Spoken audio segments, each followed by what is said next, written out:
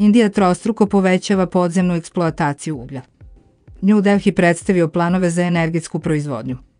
Indija nastoji da oživi podzemnu eksploataciju uglja dok pokušava da poveća proizvodnju kako bi zadovoljila brzo rastuće energetske potrebe zemlje uprkos međunarodnom pritisku, da postepeno smanji upotrebu zagađujućeg fosilnog goriva. Indija je na putanji rasta u visokoj orbiti i industrijski i ekonomski se širi. Ugalj nastavlja da igra ključnu ulogu u ekonomskom rastu i razvoju Indije, rekao je visoki zvaničnik u Indijskom ministarstvu uglja Amrit Lal Mena, prenosi Financial Times. Ministarstvo je predstavilo planove za trostruko povećanje proizvodnje iz podzemnih rudnika uglja do 2028. godine, pripremajući se za aukciju novih blokova, ubrzanje čišćenja životne sredine i uvođenje podsticaja za promovisanje investicija i domaće proizvodnje opreme.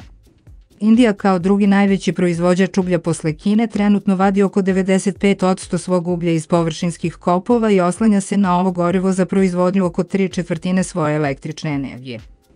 Podzemno kopanje uglja naglo je opalo poslednjih decenija zbog većih troškova i rizika.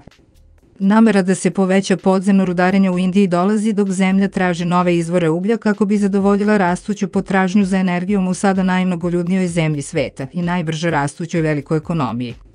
Mena je istakao da je podzemno rudarenje ekološki prihvatljivo, kao i da je manje štetno od kopanja na površini.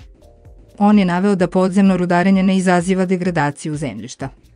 Indijski aktivisti za klimatske promene kritikovali su ovaj argument jer se sagorevanjem uglja nastavlja zagađenje životne sredine. Izvor: biznis.rs. Autor: Vladimir Jokanović.